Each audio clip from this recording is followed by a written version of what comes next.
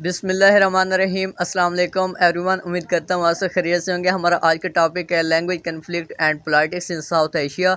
ये social linguistic का एक टॉपिक है। आज हम इसको थारोली डिटेल के साथ स्टडी करेंगे ताकि अगर एग्जाम में इसके रिलेटेड कोई भी क्वेश्चन आ जाता है तो आप उसे ईजिली अटैम्प्ट कर सकें। और अच्छी बात यह है कि हमारे वीडियो के साथ उसके नोट्स भी प्रोवाइड करते हैं ताकि आप उन्हें ईजिली प्रिपेयर कर सकें। तो टाइम को वेस्ट किए बगैर स्टार्ट करते हैं। सबसे पहले है language conflict. Language conflict refers to situation where different languages or language varieties come into contact and compete for dominance. Language conflict एक ऐसी सिचुएशन को रेफर करती है जिसमें डिफरेंट लैंग्वेज या डिफरेंट लैंग्वेज वैरायटीज़ एक दूसरे के साथ कंटैक्ट में आती हैं और डोमिनेट बनने के लिए एक दूसरे के साथ compete करती हैं। मीन्स जब एक ही जगह में डिफरेंट लैंग्वेज यूज़ होंगी या डिफरेंट लैंग्वेज बोली जाएंगी तो उनका एक दूसरे के साथ कंटैक्ट होगा और कंटैक्ट के बाद हर लैंग्वेज खुद को डोमिनेंट बनाना चाहेगी। मीन्स हर लैंग्वेज के जो इंडिविजुअल्स होंगे, जो स्पीकर्स होंगे, वो अपनी लैंग्वेज को बूस्ट अप करना चाहेंगे और अपनी लैंग्वेज को डोमिनेंट बनाना चाहेंगे। तो इस तरह जो कन्फ्लिक्ट्स अराइज होती हैं उन्हें हम लैंग्वेज कन्फ्लिक्ट कहते हैं। This can occur in multilingual societies. तो ये जो लैंग्वेज कन्फ्लिक्ट है ये मल्टीलिंगुअल सोसाइटीज़ में पैदा होती है।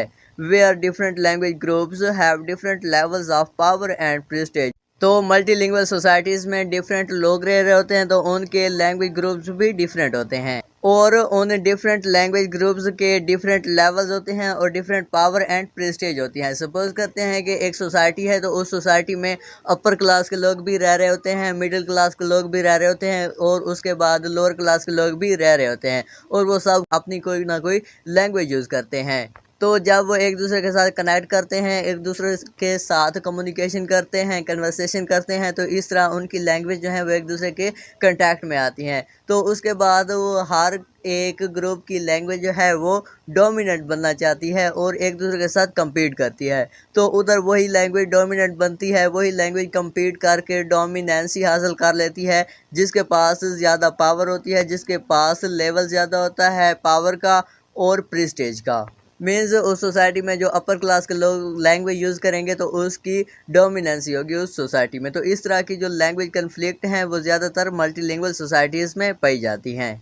The social linguistic study of language conflict studies or examines the social, political and economic factors that contribute to language competition। तो सोशल लिंग्विस्टिक में जब हम लैंग्वेज कन्फ्लिक्ट के बारे में स्टडी करते हैं तो हम एग्जामाइन करते हैं सोशल, पॉलिटिकल और इकोनॉमिक फैक्टर्स को।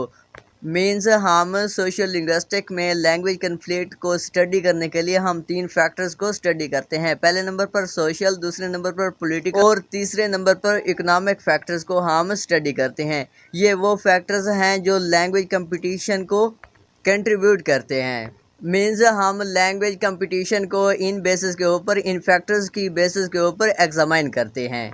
इसके बाद नेक्स्ट है one example of language conflict is that when one language becomes the language of education, policy making और necessary for government services, this leads to the suppression of the minority.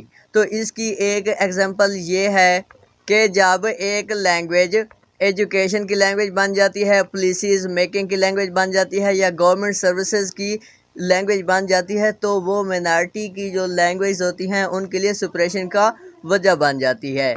This is often seen in the context of colonialism where colonizers impose their language on the colonized people। और language conflict की ये example हमें colonialism के context में मिलती है जहां colonisers colonised people के ऊपर अपनी लैंग्वेज को इम्पोज कर देते हैं। तो इसकी बेस्ट एग्जांपल ये है कि जब ब्रिटिशर्स ने सब कॉन्टिनेंट में कॉलोनियलिज्म को इम्पोज किया था तो उन्होंने कॉलोनाइज्ड पीपल के ऊपर, मीन्स सब कॉन्टिनेंट के जो पीपल थे उनके ऊपर अपनी लैंग्वेज को इम्पोज कर दिया था। इसके बाद है language conflict in South Asia. South Asia is a home to diverse linguistic communities each with their own language and cultural identity. South Asia diverse linguistic communities का एक घर है और इसमें हर कम्युनिटी की अपनी लैंग्वेज है, अपना कल्चर है और अपनी आइडेंटिटी है। तो अब हम चांद कंट्रीज़ को डिस्कस करते हैं, साउथ एशिया के चांद कंट्रीज़ को डिस्कस करते हैं और उनमें जो लैंग्वेज कन्फ्लिक्ट्स पाई जाती हैं उनको भी स्टडी करते हैं। तो सबसे फर्स्ट नंबर पर है India. Hindi and English official language, minorities face distinction. तो इंडिया में हिंदी और इंग्लिश लैंग्वेज जो है ये उनकी ऑफिशियल लैंग्वेज है और माइनॉरिटीज़ जो हैं वो डिस्टिंक्शन को फेस कर रही हैं। मींस इंडिया में जो लोग रह रहे हैं वो जस्ट हिंदी और इंग्लिश को यूज़ नहीं करते, उनकी नेटिव लैंग्वेज भी बहुत ज़्यादा होती हैं। तो वो नेटिव लैंग्वेज जो है उनको इतनी सपोर्ट नहीं किया जाता, उनको इतना स्टेटस नहीं दिया जाता, बल्कि उनको जस्ट इग्नोर किया जाता है और जस्ट हिंदी और इंग्लिश जो है उनको एज आ ऑफिशियल लैंग्वेज यूज़ किया जाता है। तो इस तरह की जो है डिस्टिंक्शन है ये लैंग्वेज कन्फ्लिक्ट की वजह बनती। तो इसके बाद है next country Pakistan. Urdu is national language and English is official language. तो पाकिस्तान में उर्दू लैंग्वेज जो है वो नेशनल लैंग्वेज है और इंग्लिश लैंग्वेज जो है वो ऑफिशियल लैंग्वेज है। और बाकी लोगों की जो लैंग्वेज हैं वो डिस्क्रिमिनेशन का शिकार हैं, मींस वो डिस्टिंक्शन का शिकार हैं और ये फेस कर रही हैं। मींस पाकिस्तान में बहुत ज़्यादा लैंग्वेज यूज़ होती हैं, अबाउट 59 लैंग्वेज पाकिस्तान में बोली जाती हैं और यूज़ होती हैं, जबकि उनमें से उर्दू और इंग्लिश जो हैं इनको सपोर्ट किया जाता है ज़्यादा, इनका स्टेटस हाई है और ये डोमिनेट लैंग्वेज है पाकिस्तान में। इसके बाद थर्ड नंबर पर है बांग्लादेश। तो बांग्लादेश में क्या सिस्टम है, Bengali official language and ethnic minorities. तो बांग्लादेश में बंगाली लैंग्वेज है वो उनकी ऑफिशियल लैंग्वेज है और बाकी जो एथनिक माइनॉरिटीज़ हैं वो डिस्टिंक्शन का शिकार हैं। मींस बांग्लादेश में जस्ट बंगाली लैंग्वेज है वो ऑफिशियल लैंग्वेज है, वो उनकी डोमिनेट लैंग्वेज है और माइनॉरिटीज़ की जो लैंग्वेज हैं और जो बाकी नेटिव इंडिविजुअल्स की लैंग्वेज होती हैं और जो बाकी कम्युनिटीज़ की लैंग्वेज है बांग्लादेश में, तो वो इस डिस्क्रिमिनेशन का शिकार है। तो ये एक लैंग्वेज कन्फ्लिक्ट है बांग्लादेश में। इसके बाद है Sri Lanka. Sinhala language, Sinhalese majority and Tamil language minority. Tamil is official language. तो श्रीलंका में एक है सिन्हाला लैंग्वेज और दूसरी है तमिल लैंग्वेज। तो सिन्हाला लैंग्वेज जो है इसके स्पीकर्स जो हैं वो मेजॉरिटी में है और तमिल लैंग्वेज के जो स्पीकर्स हैं वो माइनॉरिटी में है। तो तमिल जो है उसको ऑफिशियल लैंग्वेज बनाया गया है श्रीलंका में। मीन्स श्रीलंका में जो ऑफिशियल लैंग्वेज है वो जस्ट तमिल है। मीन्स तमिल लैंग्वेज जो है वो डोमिनेंट लैंग्वेज है श्रीलंका में, जबकि इसके जो स्पीकर्स हैं वो मिनारिटी में हैं। और दूसरी लैंग्वेज है सिन्हाला, उसके स्पीकर्स मेजॉरिटी में है। वो ये कन्फ्लिक्ट फेस कर रही है, वो डिस्क्रिमिनेशन फेस कर रही है और उसको इतना ज़्यादा सपोर्ट नहीं किया जाता। और इसके बाद है causes of language conflict. Language conflict की काजेज़ कौन कौन सी हैं? सबसे फर्स्ट नंबर पर है हिस्टोरिकल। मीन्स हिस्ट्री में लैंग्वेज का एक दूसरे के साथ कन्फ्लिक्ट चला आ रहा होता है, तो इस तरह वो हिस्टोरिकल बैकग्राउंड जो है वो लैंग्वेज कन्फ्लिक्ट की वजह बनते हैं। इसके बाद है जियोग्राफिकल। जियोग्राफिकल मीन्स जियोग्राफी के ऊपर भी ये डिपेंड करती है। मीन्स जिस जियोग्राफी में, जिस कम्युनिटी में एक लैंग्वेज के स्पीकर्स ज़्यादा होंगे, डोमिनेंट होंगे, तो उनकी लैंग्वेज भी डोमिनेंट होगी।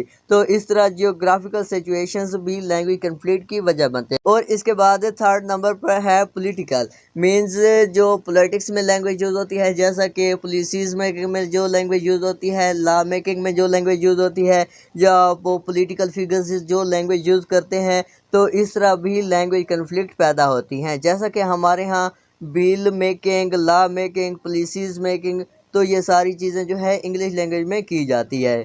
तो ये पॉलिटिकल सिचुएशंस जो होती हैं ये भी लैंग्वेज कन्फ्लिक्ट की वजह बनते हैं। इसके बाद फोर्थ नंबर पर है साइकोलॉजिकल। हर लैंग्वेज का जो इंडिविजुअल स्पीकर होगा वो अपनी लैंग्वेज को लेकर बहुत ही ज़्यादा सेंसिटिव होगा। वो अपनी लैंग्वेज को डोमिनेंट लैंग्वेज बनाना चाहेगा और उसको डोमिनेंट समझेगा दूसरी लैंग्वेज के मुकाबले में।